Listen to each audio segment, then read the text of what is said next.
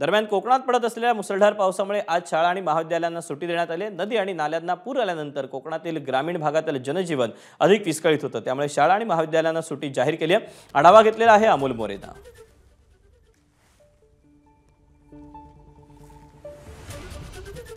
रविवारी कोकणात आणि रत्नागिरी जिल्ह्यामध्ये अगदी धुवाधार पाऊस झाला, त्यामुळे आज अर्थात सोमवारी शाळा आणि महाविद्यालयांना सुट्टी देण्यात आलेली आहे। त्यामुळे आज रत्नागिरी जिल्ह्यातल्या शाळा आणि महाविद्यालय यांना सुट्टी आहे।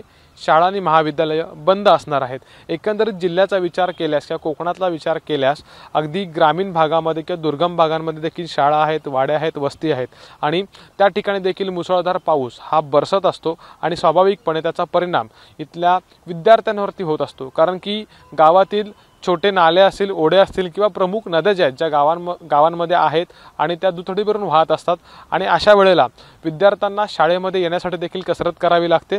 अगदी एसटी सेवेवरती देखील याचा परिणाम होत असतो आणि त्यामुळे हा एक निर्णय जो आहे तो महत्त्वाचा मानला जात आहे।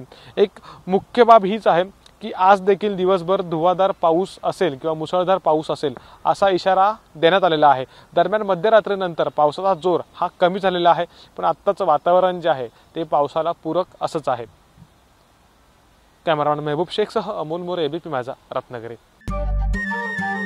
नमस्कार। मनसुद्धा तुझं ही वेगळ्याच प्रकारची मालिका तुम्हा सगळ्यांना खूप आवडली होती। याचा दुसरा सीझन कधी येणार अशी विचारणा झाली। प्रतीक्षा संपली आहे मित्रांनो, येतोय मनसुद्धा तुझाचा दुसरा सीझन। होय मनसुद्धा तुझं।